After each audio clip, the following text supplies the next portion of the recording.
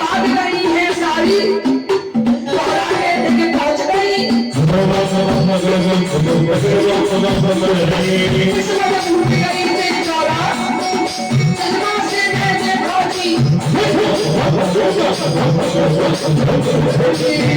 आपने जन्म दिया है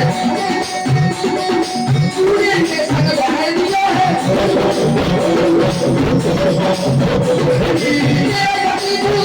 राजा संसारों में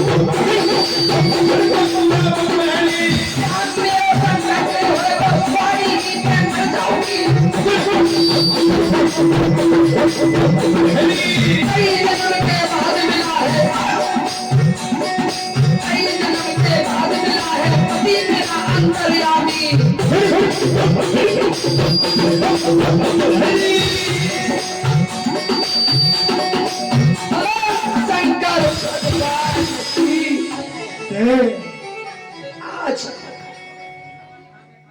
सखियां ले आई। जब पार्वती जी ने कहा है कि वो जिसको तुम जोगी समझती हो ना वो 3 लोक का स्वामी है और मैं अपने माता पिता से कह दूंगी मेरा विवाह होगा तो शंकर भगवान से होगा वरना मैं कुंवारी ही मर जाऊंगी। तो आज भोलेनाथ का विवाह पार्वती जी से होने जा रहा है। सखियां पार्वती को लेके बरमाला पढ़वा रही है सामने से।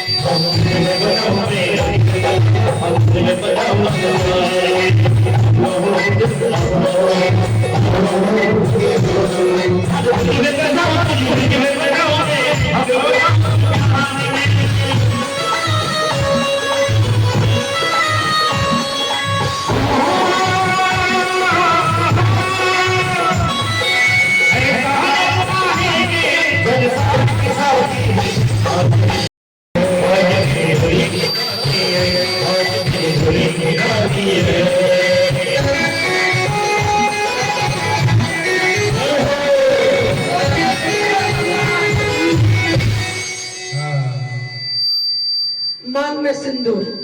शिव पुराण में शंकर भगवान ने शिवा के मांग में सिंदूर भरा, तो पूरा सिंदूर ऐसा देखा है कि सिंदूर पूरा भरे, क्योंकि जब भगवान राम ने बाली को मारा था ना, उस समय बाली की पत्नी स्नान कर रही थी, बाल धो रहे थे, तो तब मांग में सिंदूर नहीं था। ऐसा शास्त्र में लिखा है, जब तक मांग में सिंदूर होगा कभी भी कोई पति पर हमला नहीं कर सकता, कोई मार नहीं सकता। तो यहाँ पर शिव शंकर भगवान ने पूरी मांग भरी है। अब आप एक एक करके कन्यादान करेंगी या फिर चलो कन्यादान गा लो, चलो गा लो, एक एक करके। हेलो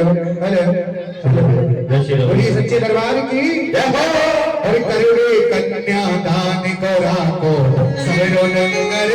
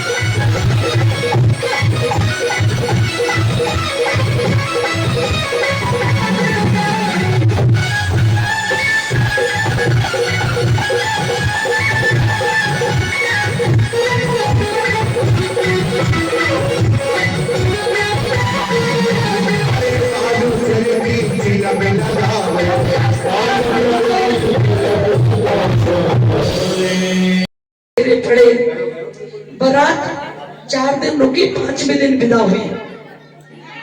लेकिन आपने देखा होगा कि जब फेरे पड़ जाते हैं तो दूल्हे को कहाँ ले जाते हैं? कोहराम में, जिसको आप दूल्हाबाती बोलते हैं। धीरज से रख दो, बैठे रख दो, रख दो ताली। तो आज शंकर भगवान को कोहराम में ले गए, जिसको आप दूल्हाबाती बोलते हैं। और जब दूल्हाबाती हो जाती है तो सखिया कहती है दूल्हे से कि जीजा जी छंद सुनाओ। कहते हैं तो बोले ना, छंद सुनाने लगे। देखो ये आपने गला बिठा दिया, मैंने गला बैठता नहीं है हमारे पास, आप व्यवस्था नहीं बनाते। धीरे धीरे छंद पकैया, छंद पकैया, छंद के ऊपर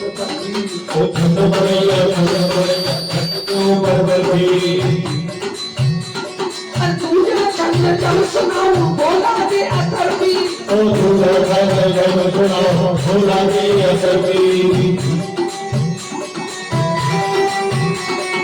छंद पकैया, छंद पकैया, छंद के ऊपर भी, और दूल्हा छंद जब सुनाओ कि नब्बो दे असर भी। कहाँ नब्बो? नबी बेटी कौन की है? पार्वती कौन की है? असर भी लाओ, सीताराम लाओ, असर भी।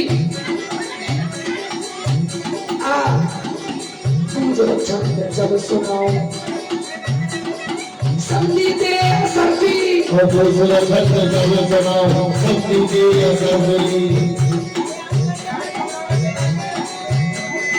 चंद पकैया, चंद पकैया, चंद के ऊपर कंकर,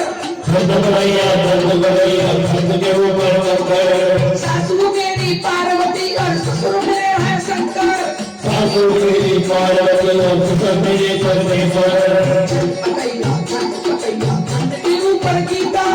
चंद पकैया, चंद पकैया, चंद के ऊपर गीता, मेरे सास ससुर की जय जैसे राम और सीता।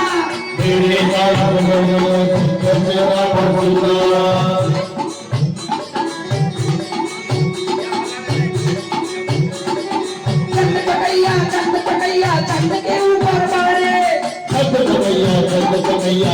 के ऊपर बने चंद पकैया चंद पकैया चंद के ऊपर बने चंद पकैया चंद पकैया चंद के ऊपर बने जितने छोटे बने यहाँ सबको मेरी नमस्ते जितने छोटे बने यहाँ सबको मेरी नमस्ते चंद पकैया चंद के ऊपर से चंद पकैया चंद के ऊपर से ससुर मेरे हैं लाल साहब सासु मेरी है प्रेम ससुर मेरे लाल सासु मेरे चंद पकाऊं चंद के ऊपर मलाई चंद के ऊपर बनाई पार्वती हमें ऐसे मिल गई जैसे रसमलाई पार्वती हमें दे गई जैसे रसमलाई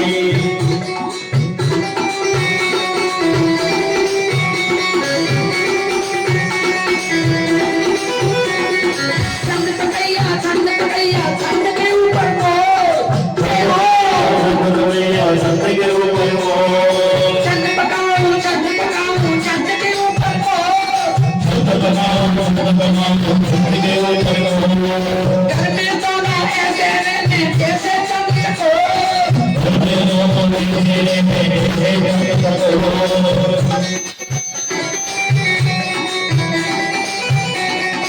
चंद पकैया चंद के ऊपर हल्दी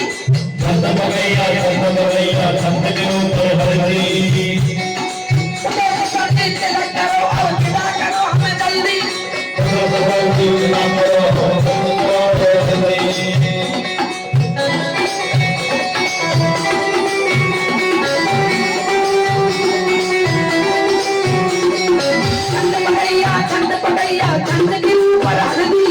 चंद पकैया चंद के ऊपर हल्दी सासु जल्दी विदा करो हमें जल्दी ओ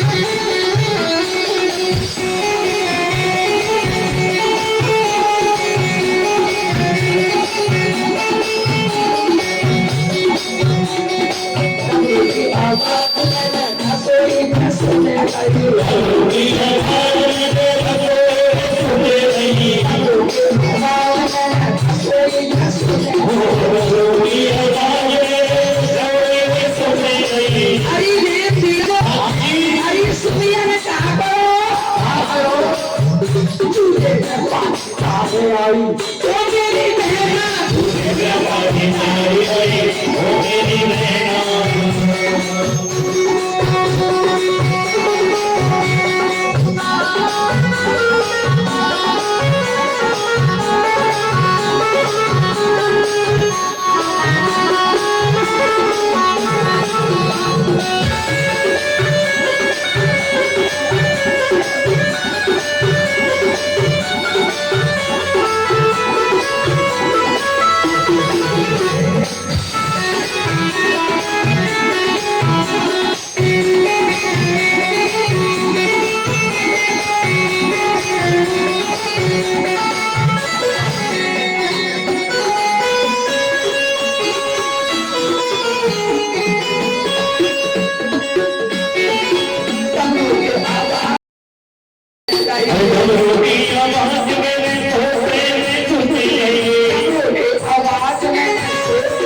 सुनने लाई। अरे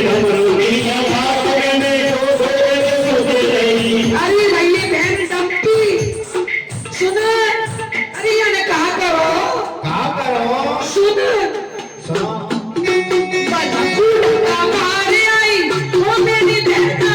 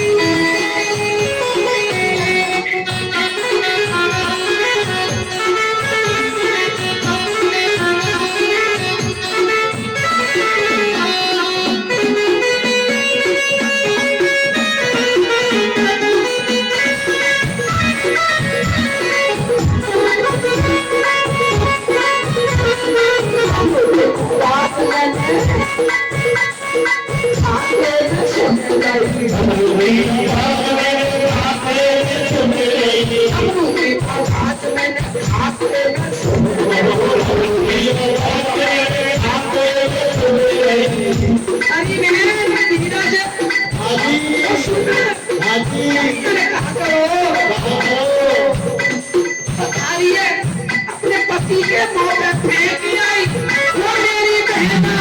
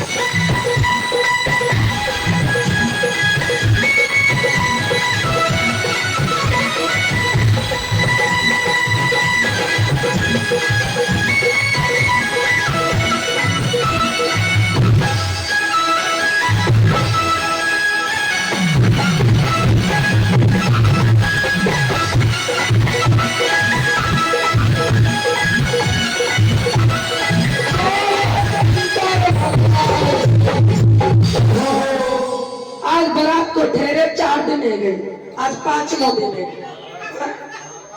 आज कहने लगे देवताओं के गुरु बृहस्पति कि अब बारात को विदा कराना चाहिए, क्योंकि शुक्र शनिचर ने सब खत्म कर दी। पंगत कच भी ना छोड़ो, शुक्र शनिचर आए तो आज 5वें दिन विदा की तैयारी हुई। जैसे ही विदा की बात आई, ध्यान दो, जब तक कन्या घर में रहती है विदा नहीं होती, तब तक 3 दिन तक लक्ष्मी बरसती है। और जब बेटी विदा हो जाती है, ऐसा लगता है जैसे कि कुछ चोरी हो गई हो। लक्ष्मी, इसलिए कन्या बेटी लक्ष्मी है। गरीब की भी कन्या कुंवारी नहीं रहती, वहां भी लक्ष्मी बरसती है। आज विदाई की तैयारी हुई, यहाँ पे लगा दो सब। तो महाराज, जब लड़की विदा होती है ना, जैसे ही विदाई की बात सुनी, पिता की हिम्मत चढ़ के जमीन खिसक गई। माँ तो सबके सामने रो लेती है, लेकिन पिता छुप के रोता है, किसी के सामने आंसू नहीं बहाता। पिता की दशा देखो, पिता छुप के रोता है। बेटी विदा होती है, जब किसी गरीब की बेटी भी विदा होती है तो भी आंसू नहीं रुकते। ये ऐसी घड़ी आती है, ये कैसी घड़ी आई, ये कैसी घड़ी आई। लेकिन ध्यान करना, जब बेटी की विदाई शुरू हुई तो मैना रानी ने एक ब्राह्मणी बुलाई। शिव पुराण में एक ब्राह्मणी बुलाई और ब्राह्मणी से कहा, मेरी बेटी विदा हो रही है, पार्वती विदा हो रही है। हमने दान में तो सब कुछ दे दिया, लेकिन अगर हमने संस्कार नहीं दिया अपनी बेटी को, ध्यान देना, अपनी बेटी को कार देना या मत देना, बेटी में संस्कार दे करके भेजना, तो बेटी अपने घर में रह जाएगी। और अगर बेटी को संस्कार नहीं दिया तो बेटी तुम्हारे द्वार पे ही बैठी रहेगी और तुम्हारा जीवन संकट में आ जाएगा। इसलिए अपनी बेटी को संस्कार दे करके भेजना, चाहे कार देना या मत देना, संस्कार दे करके भेजना। तो क्या संस्कार देती है ब्राह्मणी? अब देखो, घर तो है नहीं है, तुमने बता दिया। अगर 4 माता बहन व्यवस्थापक होती तो ये दशा नहीं होती। इसीलिए हम आश्रम में कथा करने से डरते हैं। फिर भी कुल का धर्म निभाना, मेरी आज्ञा को भूल न जाना, इस कुल की लाज रखना। बेटा एक कुल को निभाता है, बेटी 2 कुल की लाज रखती है। अगर दोनों कुलों, अगर बेटी को संस्कार नहीं दिया ना तो दोनों कुलों को भ्रष्ट कर देगी। इसलिए कहती है, कुल की लाज रखना, कुल की रीति निभाना, मेरी आज्ञा को भूल ना जाना और अपनी पति की सेवा करना। क्यों कि पतिव्रता नारी ही धन्य बताई है। जो पतिव्रता नारी होती है वो इस लोक में और परलोक में सुख पाती है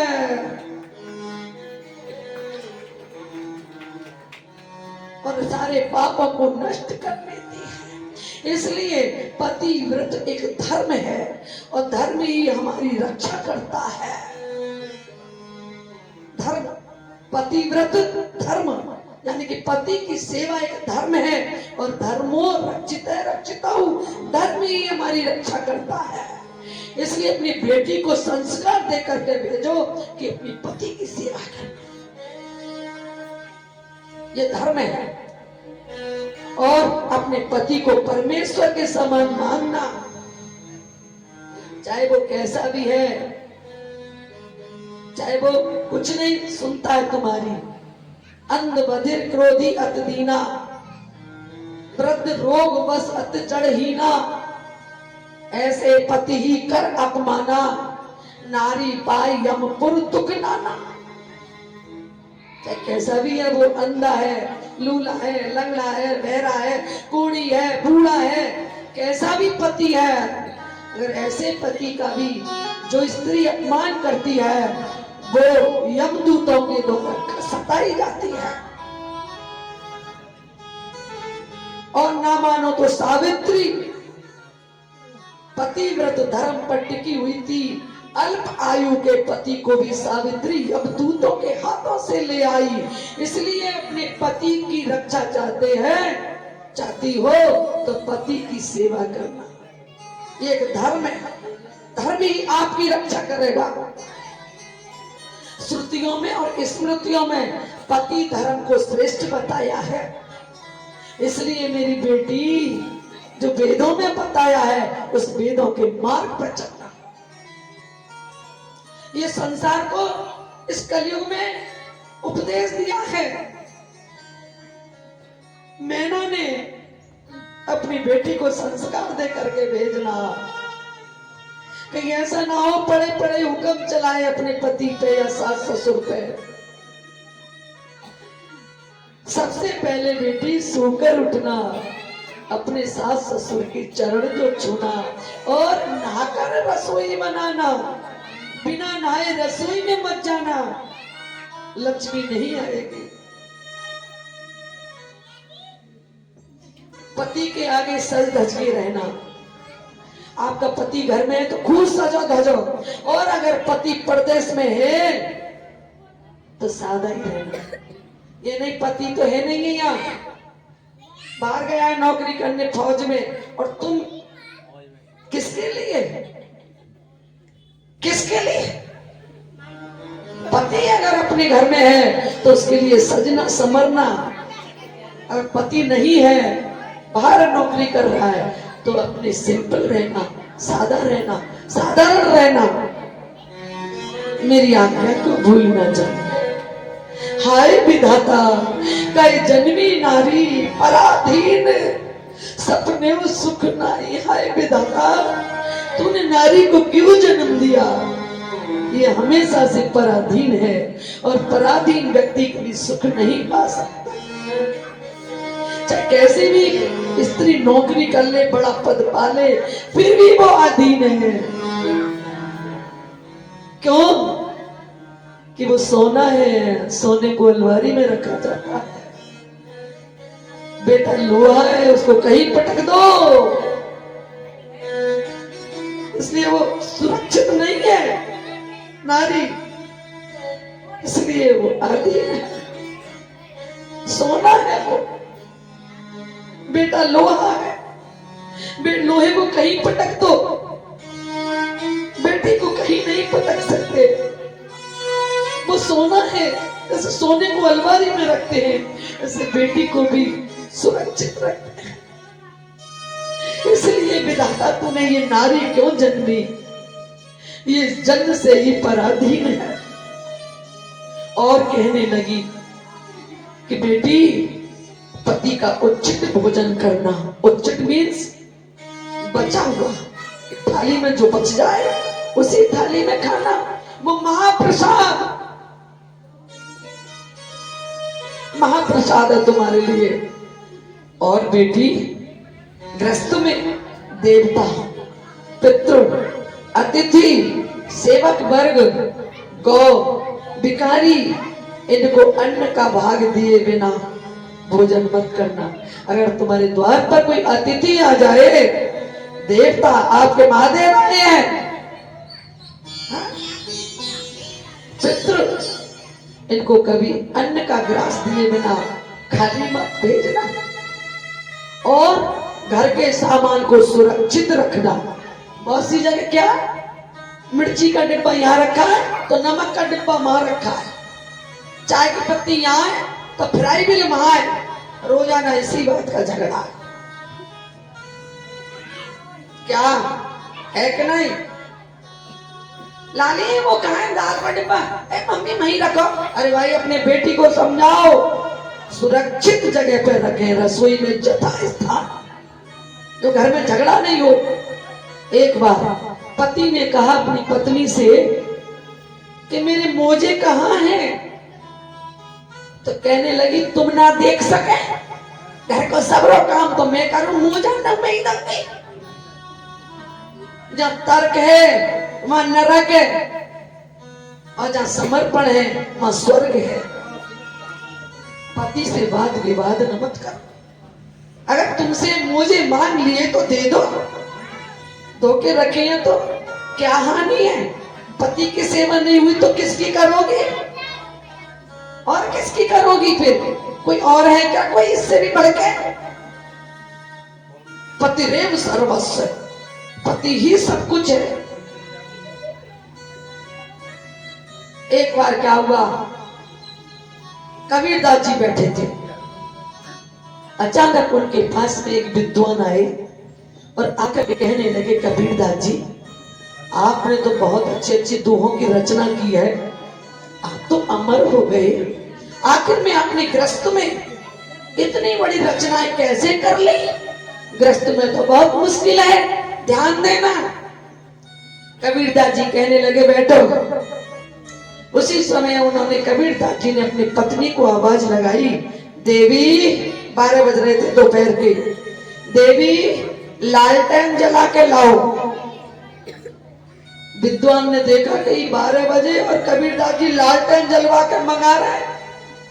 उठकर चल दिए। बोले कहां चले? बोले बैठो, तुम्हारे प्रश्न का जवाब मिलेगा। बैठ गए। फिर कहा देवी 12 बज रहे दोपहर के, ठीक है ठीक, लालटेन जला के लाओ। आज देवी लालटेन जला के लाके रख ले। विद्वान पुरुष कहने लगा हम समझे नहीं। बोले समझने में इसमें कितना देर लगती है? मैंने जब भी अपनी पत्नी से जब भी किसी भी समय कोई चीज मांगी वो उसी प्रकार दी। अगर वो ये भी कह सकती थी तेरी फूट गई है 12 बज रहे दिन में तो दिखना रो, ये भी कह सकती थी, लेकिन तर्क ही नरक है। मेरी पत्नी ने कभी मुझको तर्क नहीं कहा। मेरे पति ने कहा कि मुझे ये चाहिए तो उसी समय दिया। अगर तर्क कर देती तो घर नरक बन जाता, और नरक में कभी भी ये रचनाएं नहीं होती जो आज कबीरदास जी अमर हैं। और ध्यान करना, आज जो हमने भी जो भागवत की रचना पूरी भागवत लिखी है, ये मीडिया के माध्यम से अभी हम दिखाएंगे अंदर जाके। राम कथा संगीत में लिखी है, भागवत संगीत में लिखी है, और शिव पुराण तो अब लिखी है संगीत में। अगर हमारे पति का सहयोग नहीं होता, हम न तर्क कुतर्क ही होते रहते, तो उनके आशीर्वाद से आज ये रचना नहीं होती। हम दोनों में आपस में समावेश था, धर्म के प्रति उन्होंने सहयोग किया। उनके सहयोग की वजह से आज हमने भागवत की रचनाएं की, और हमने कुल 500 से ज्यादा भागवत कर ली। नौकरी में ही भागवत लिख ली थी। आज मीडिया के माध्यम से हम अपनी लेखनी दिखाएंगे। पूरी अलमारी ग्रंथों से भरी पड़ी है। ये गृहस्थ में ही तो हुआ है सब। कहने का मतलब पत्नी को या पति को धर्म के कार्य में एक दूसरे का सहयोग करना चाहिए, तभी वो पति पत्नी आगे बढ़ सकते। ऐसे संस्कार दे करके आज बेटी को विदा करा रहे हैं। इसलिए जो गृह कार्य में दक्ष होती है वो सदा प्रसन्न रहती है। अपनी बेटी को गृह कार्य में दक्ष, बिल्कुल निपुण बनाओ। दक्ष माने चतुर। ये नहीं भाई पढ़ाई में लग रही है, अभी रोटी बनाओ ना आवे, क्यों कि सास बना के खिलाएगी या नौकर? नहीं, चाहे कितनी भी ऊंची पदवी पर चली जाए बेटी, लेकिन उसको गृह कार्य में दक्ष हो। शिव पुराण कहती है, मैना ने संस्कार देकर के अपनी बेटी को भेजा, और अगर वो रजस्वला हो जाए, मासिक धर्म, तो 3 रात्रि अपना मुख नहीं दिखाए। आजकल तो चलता है, लेकिन बहुत से घरों में ये नियम चल रहा है। बूढ़ा हो पति तो उसके दुख में दुखी हो, सुखी हो तो सुख में दुखी हो, सुखी हो। और पति की जो आयु बढ़ाना चाहती है तो कभी भी पत्नी के हाथों से ये रोली और ये मोली ये कभी ना छूटे। हमेशा बिंदी और मां आयु बढ़ाना चाहे। जो अपने पति की आयु बढ़ाने की अभिलाषा है वो हल्दी, रोली, सिंदूर, काजल, चोली, पान, ये मांगलिक आभूषण है, हमेशा पहने। हमेशा अपने चोटी को समारे, चोटी गूंथे। आजकल बालों को खुलाई रख लेते हैं, पहले चोटी गूंथती, चोटी गूंथे। ये मांगलिक आभूषण है। हाथ कान के आभूषण को शरीर से कभी दूर नहीं करे। बहुत से तो एक हाथ में घड़ी पहन लेते हैं, चूड़ी नहीं पहनते। चाहे तुम कैसी भी नौकरी में ऊंची पद पे हो, फिर भी 2 चूड़ी पड़ी रहनी चाहिए। ये मांगलिक गहने हैं हमारे पति की लंबी आयु के लिए। इसलिए ऐसा संस्कार मैना ने अपनी बेटी को एक ब्राह्मणी से दिलवाया। धन्या पतिव्रता नारी, नान्या पूज्यता विशेषतः, पावनी सर्वलोकानां सर्व पापाग्नाशिनी। सेवते या पति प्रेमणा परमेश्वर रक्षले ही मुक्त्वा अखिलान भोगान मते पत्याम शिवाम गतिम तीर्थार्धनी तु या नारी पति पादोत्कम पिबे। पति के चरणों को धो के पीना। और पीती थी पहले, पीती थी ना पहले, चरणों को धो के पीना। पति पादोत्कम पिबेत तस्मिन सर्वाणी तीर्थानि, उनको तीर्थों का फल मिलता है। क्षेत्राणि जना संशय, इसमें कोई संशय नहीं है। शास्त्र कह रहे हैं आजकल ये सब नहीं रहा, इसीलिए भगवान शंकर ने अपनी वाणी से ये शिव पुराण का बखान किया है, जिससे जगत का कल्याण हो जाए, ये जगत सुखी हो जाए। इसीलिए ये जगत दुखी है। क्यों? स्त्री घर की धुरी है, और स्त्री में गुण नहीं तो वह घर फ्लैशनेस हो जाता है। इसलिए अपने बेटी को संस्कार दे करके भेजे, जिससे वो अपने जहां भी जाए घर को स्वर्ग बना दे। ऐसे बन जाओ तुम कि जहां पर भी तुम बैठ जाओ वही जगह मंदिर बन जाए, ऐसे तुम बन जाओ। संस्कार बहुत लंबा है ये प्रवचन, इसलिए यहीं पर वाणी को विराम। और बेटी की विदाई, आज बेटी की विदाई होने लगी।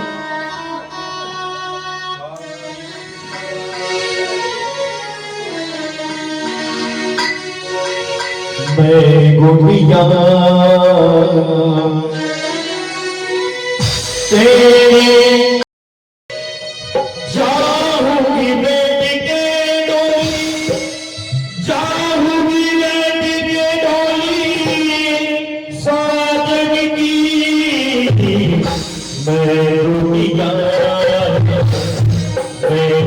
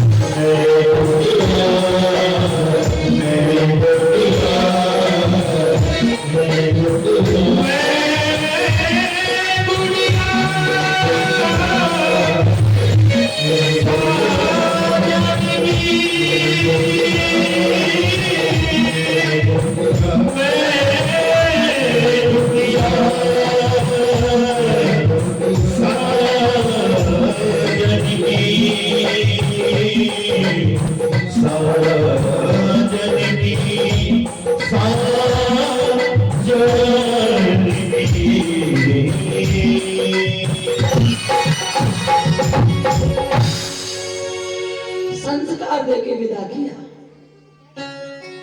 दान तो सभी देते हैं, लेकिन संस्कार का दान दिया। अपनी बेटियों को संस्कार दें जिससे वो अपने घर को स्वर्ग बना ले, और संस्कार नहीं है तो अपना घर नरक बना लेंगी। इसलिए ये कथा जगत के हित के लिए है, जगत के कल्याण के लिए है, क्योंकि जगत में ऐसी ही कन्याएं हैं जो ससुराल में जाकर के कभी उस घर को अपना घर नहीं मानती और अपना घर बिगाड़ लेती है।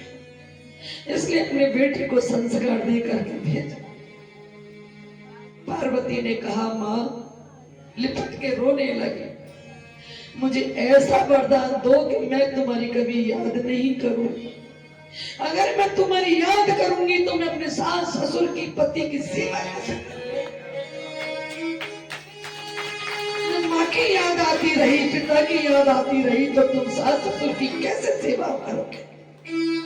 लेकिन वो सास ससुर के लिए भी है कि वे बहू को इतना प्यार दें जो कभी पीहर की याद ना करे, जो पीहर में जाने से भी कह दे कि मेरा मन ना लगे। उनमें से एक बहू बेटी है यहाँ, इसका मन नहीं लगता है अपने पीहर में। कहा तो भतीजा इनके बिना नहीं रहता, पीछे पीछे ढूंढता। अब उसका रोना भी बुरा लगता है, ये काय मचा रखी है, क्योंकि शांति में रहती है, क्योंकि सास ससुर खुद ही शांति में रहते हैं, तो सीख लिया। इसलिए अपने शिष्य की बच्ची लेकर के आए संस्कार। आपको भी मिले, सबको मिले। चाहते तो कहीं से भी ले सकते थे, हम क्यों चक्कर में पड़ते? लेकिन हम जानते हैं जिस बच्ची में संस्कार होगा वो अपने घर में सुखी रहेगी। इसलिए पार्वती के लक्षण सब इस प्रकार से विदा हुई, और जब कैलाश पर गई हैं तो 13 वर्ष तक समाधि लगा के बैठ गई। हनीमून पे नहीं गई, क्या? भगवान के भजन में अपना गृहस्थ संभाला, भगवान के भजन में। शंकर भगवान तो 5 वर्ष तक गई तपस्या में, लेकिन पार्वती को 13 वर्ष। स्त्री भारी पड़ जाती है पुरुष पे भक्ति करने में, ज्यादातर स्त्री बैठी है, देखो पुरुष कम। गलत तो नहीं है, स्त्री भारी पड़ती है, इसलिए नारी शक्ति, बोलो नारी शक्ति। इसलिए नारी की पूजा, क्योंकि नारी में शक्ति है, भक्ति है, नारी में भक्ति है और भक्ति से ही शक्ति है, इसलिए वो जिंदा है। वरना कलह तो बहुत है नारी के ऊपर, कलेश तो बहुत है, झंझट बहुत है, कम है क्या झंझट? लेकिन उसमें भक्ति है, इसलिए सहन करने की शक्ति भी है। ताली बजानी पड़ेगी। इसलिए भक्ति करो, तुम्हारे अंदर शक्ति आएगी। भगवान राम ने नारी को 60 गुना शक्ति दी है। क्यों? क्योंकि भगवान को पता है कि गर्भ धारण करेगी, हर प्रसव पीड़ा को शक्ति होगी तो सहन कर जाएगी, इसलिए भगवान ने 60 गुना शक्ति दी है। विदा हुई और कल आपको कार्तिकेय जी के जन्म की कथा सुनाएंगे और गणेश जी के जन्म की कथा सुनाएंगे और उनके विवाह की। इसलिए यही वाणी को विराम। मंदिर खोल दीजिए, थोड़ा ये वो करेंगे, इसका लाइव करेंगे मंदिर का। राधा बहन जी लाइट भी जला देना और जब यहाँ पर इस मंदिर का प्रचार करेंगे कि गोपालगढ़ में भी कोई हरिहरेश्वर महादेव मंदिर है जो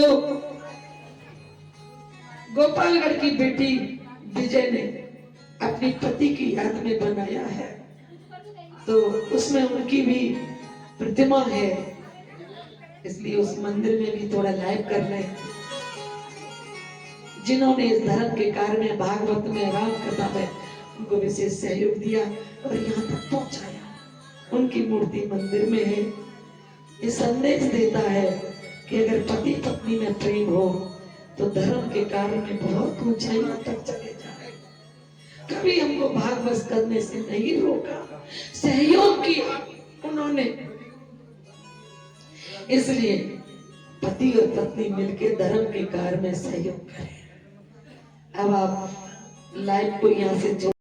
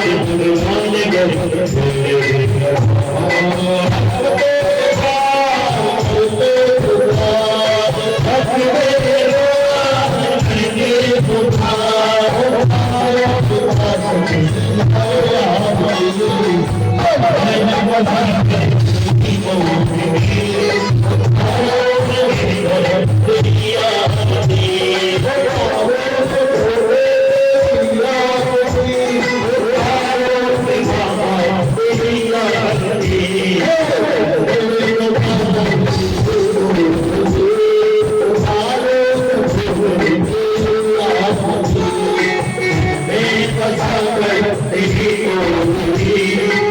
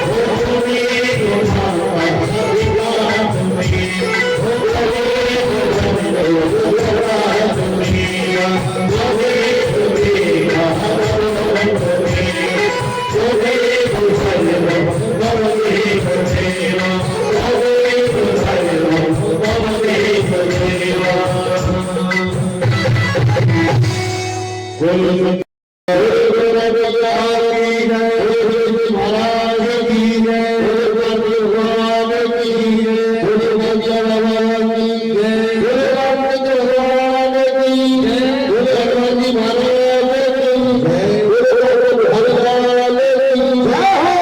बोलो महाराज की जय।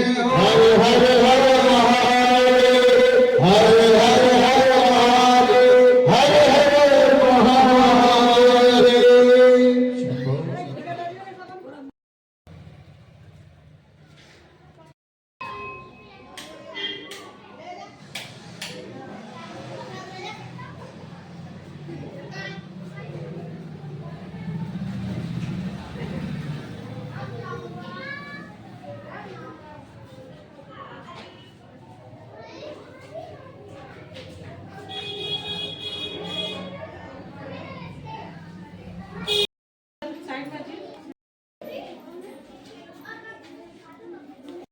गला बैठ रहा है, लेकिन ये हमने अपने नारायण की स्मृति में, हमारे पति की स्मृति में, याद में ये मंदिर बनवाया है।